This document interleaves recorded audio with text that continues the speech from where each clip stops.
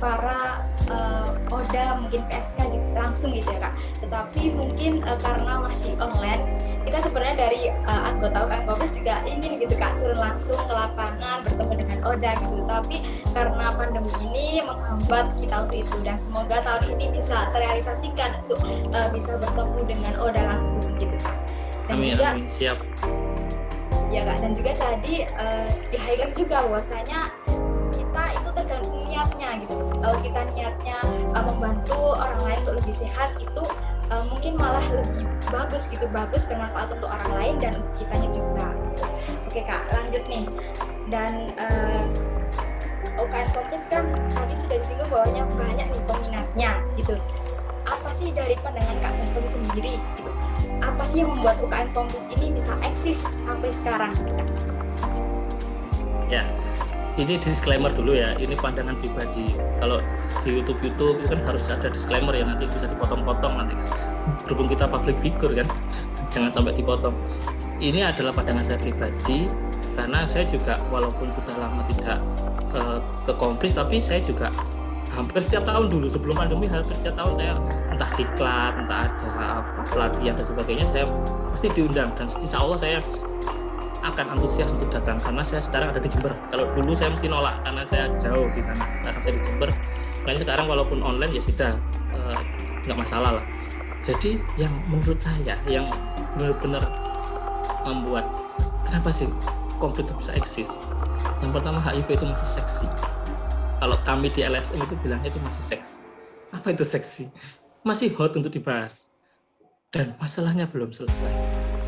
Hari HIV sedunia itu nggak bakal selesai sebelum HIV-nya habis ya. Itu setiap tahun pasti akan ada. 1 Desember, tahun depan ada lagi. Dan targetnya kan 2030 kan bisa selesai. Itu kita nggak tahu. Apakah direvisi lagi ya 2035, 2040. Tapi kita harus optimis, kita bisa. Cuma saya sebagai praktisi yang di lapangan itu berat sekali bahwa menanggulangi HIV itu tidak bisa di satu sektor saja. Kita sendiri, LSM sendiri, dinas sendiri, pemerintah sendiri, kita butuh dukungan banyak. Jadi karena HIV itu masih seksi dan masih banyak diperbincangkan, itu malah menarik. Kalau dulu balik ya, kan HIV itu sensitif, tabu dan sebagainya. Sekarang malah terbalik, seksi. Seksinya di sini apalagi di FKM. Di FKM bagi mahasiswa yang pengen benar-benar berorganisasi sambil nambah ilmu, pasti akan berpikir wah ini yang benar-benar kesehatan. Menurut saya kalau yang lain kan tidak membahas kesehatan tapi tentang passion masing-masing. Ada yang suka seni ke Basono, suka tentang alam ke Kesma. Kalau ke BEM mungkin yang suka benar-benar berorganisasi di rumah tanpa OSIS. Tapi kalau Kompres kan selain berorganisasi secara soft skill, tapi secara hard skill teman-teman kan dapat. Karena secara nggak langsung berkumpul dengan teman-teman, ada kajian kan ada kajian rutin kan, kajian rutin Kompres, ngundang dari pakar-pakar. Saya rasa itu karena masih seksi ya.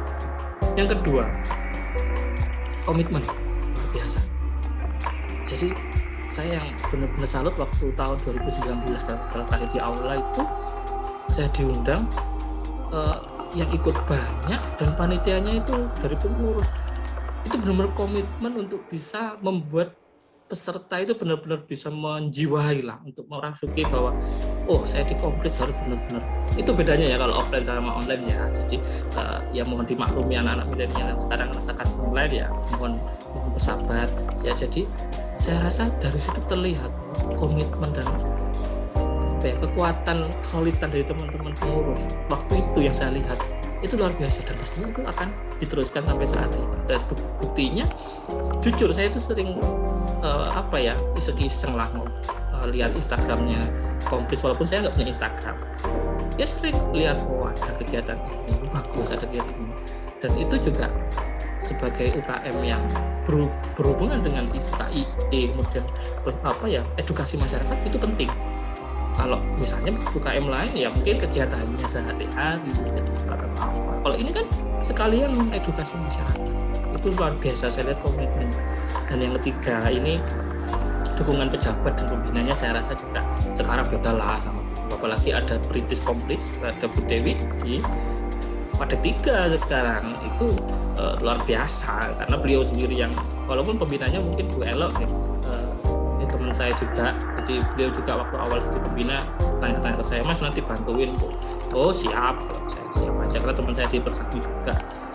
Jadi dukungannya sekarang sudah luar biasa, entah itu dukungan moral ya, kalau soal dana ya sudahlah kita apalagi kegiatan musik kayak gini mungkin nggak sebesar kalau offline, kalau kumpul kan nggak ada biaya makan, nggak ada biaya apa, nggak ada kan.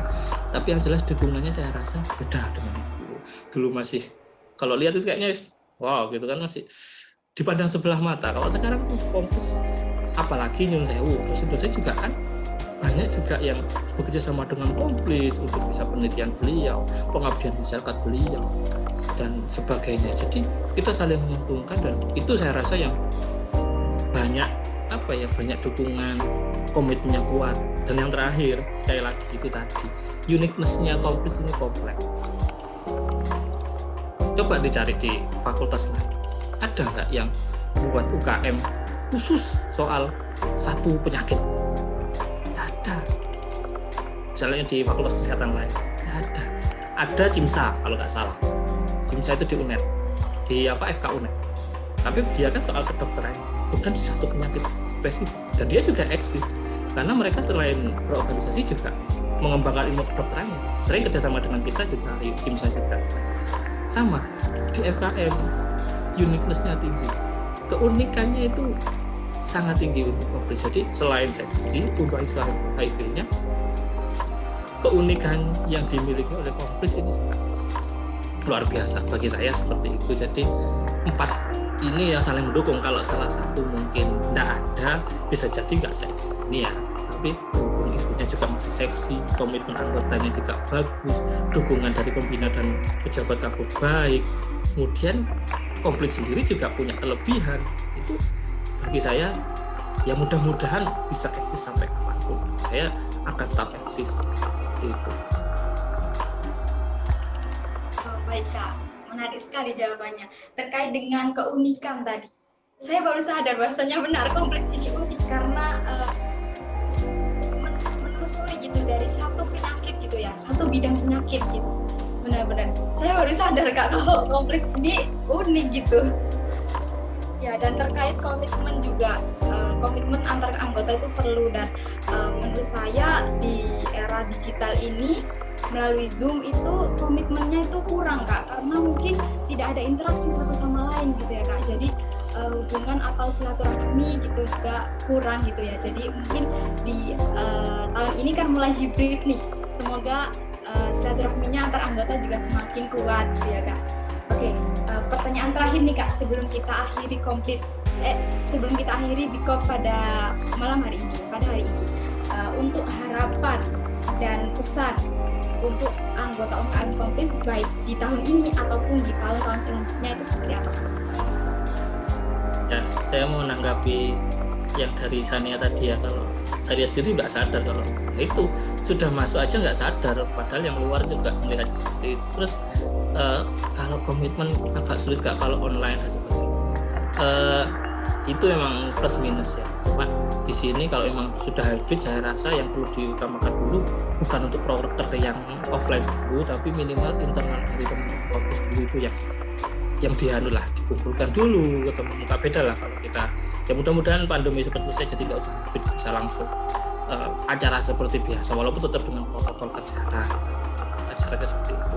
Lalu untuk harapan ya, jadi untuk harapan pesan buat teman-teman, ya klasik ya sebenarnya. Kalau yang dijawab kalau soal harapannya sebenarnya klasik.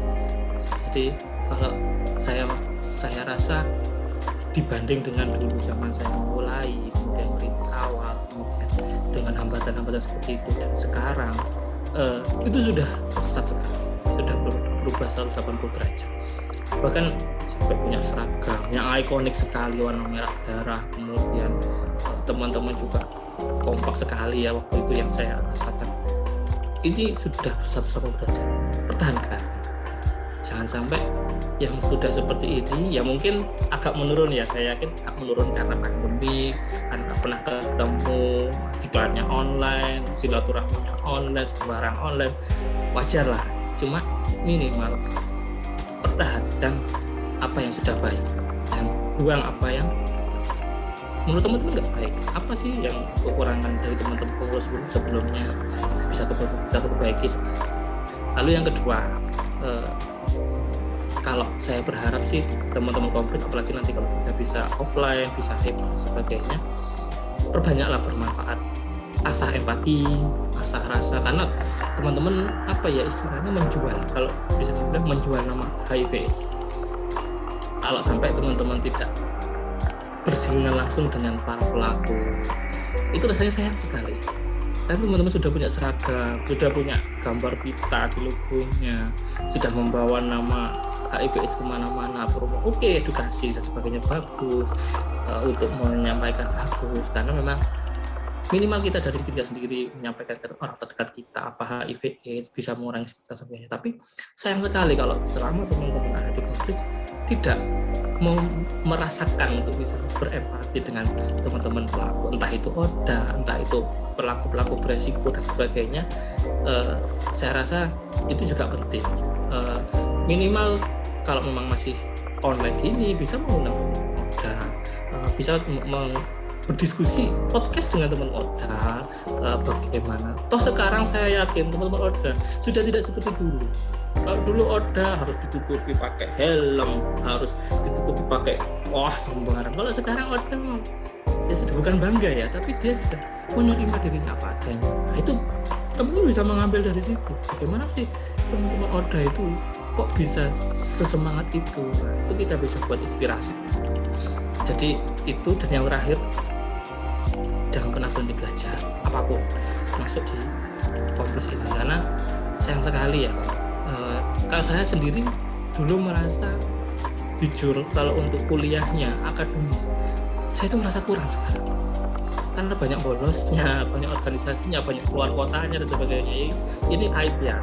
Coba tanya dosen-dosen, contohnya kayak Bu Irma, kan dosen EPID ya, dosen EPID kayak Bu Irma, kayak Pak Koiron, dosen-dosen yang hampir semua dosen lah, mungkin tanya aja Bastomi di mana, mungkin terkenal kalau masuk banyak organisasi dan sebagainya. Saya merasa sekarang kurang untuk akhirnya buka lagi. Jadi itu maksud saya, selain belajar akademis hard skill, tapi saya merasa tidak merasa rugi udah meninggalkan akademis demi untuk organisasi. Karena kalau akademis dibuka itu bisa. Sekarang Google sekolah apapun ada, literasi sembarang itu ada, kuliah online juga bisa. Kita kan sudah paham di kuliah, kita dikenalkan ini ada namanya epidemiologi, penyakit menular apa saja, kita tinggal cari lagi. Tapi kalau belajar soal organisasi, belajar manajemen diri, belajar bagaimana menata hati untuk bisa bersinggungan dengan orang lain, itu nggak bisa dipelajari. Karena kalau sudah dunia kerja, sudah kita udah nggak mikir untuk itu. Kita sudah mikir cari uang, mikir anak, mikir istri dan sebagainya. Tapi makanya saya, walaupun saya merasa kurang, tapi kurangnya bukan soal akademis. Karena saya alhamdulillah juga walaupun kayak gitu masih bisa lulus cepat, masih bisa kumlot gitu loh. Jadi nggak merasa rugi lah, walaupun nggak sampai yang terbaik juga. Tapi yang saya merasa rugi itu masih kurang. Harusnya saya semakin banyak organisasi gitu. Karena saya itu merasa cuma berorganisasi itu di internal. Saya nggak sampai keluar hanya ISMKMI, waktu itu ikut divisi ISMKMI itu aja. Jadi saya merasa saya kurang besar untuk bisa banyak orang. Itu jadi teman-teman jangan pernah berhenti belajar. Kalau soal akademis oke lah, itu tugas teman-teman untuk belajar. Tapi bagaimana teman-teman bisa menyeimbangkan akademis dengan organisasi, karena soft skill itu nomor 1, IPK itu nomor 27, camkan itu. Saya berani ngomong gitu dulu. Ini cerita, saya dulu sebelum lulus, saya masih presiden BEM, saya pernah ngasih materi ke maba. Saya belum merasakan apa-apa, saya sudah berani ngomong dengan songongnya, dengan lantang. IPK itu nomor 27, nomor 1 soft skill. Padahal waktu itu masih mahasiswa, masih belum lulus, belum apa-apa, tapi sudah berani. Dan sekarang saya buktikan beda orang yang dengan soft skill. IPK ya susul lah, tapi yang penting nggak sampai jeblok juga. Dan dengan IPK tinggi tapi tanpa soft skill, beda lah jadinya. Mungkin itu. Jadi tetap kembangkan organisasi, pertahankan yang sudah ada. Perbanyak empati, asah rasa, dengan sering berinteraksi dengan dunia HIV, dan terakhir jangan pernah berhenti belajar. Itu Mbak Zania mungkin yang bisa. Baik Kak Bastomi, menarik sekali ya. Soft skill nomor 1, IPK nomor 27. Oke, semoga kita bergabung di UKM Komus ini mendapatkan soft skill yang mungkin bisa berguna nanti di dunia kerja ya Kak ya. Oke, itu tadi Sahabat Biko podcast yang sangat menarik bersama dengan Kak Bastomi, salah satu orang yang berperan dalam pendirian UKM Komus gitu ya. Semoga podcast kali ini bisa bermanfaat, karena saya rasa juga saya mendapatkan insight banyak sekali, dan juga sahabat Biko mudah-mudahan merasakan yang sama ya, banyak mendapatkan insight baru. Oke, terima kasih kepada Kak Bastomi karena bersedia menyempatkan waktunya untuk hadir di Biko pada kali ini di tengah-tengah kesibukannya. Terima kasih juga kepada sahabat Biko yang sudah menyaksikan podcast kali ini dengan sangat excited. Semoga bisa mendapatkan bermanfaat dan insight baru. Terima kasih, sampai jumpa di episode Biko selanjutnya. Wassalamualaikum warahmatullahi wabarakatuh. Waalaikumsalam warahmatullahi wabarakatuh.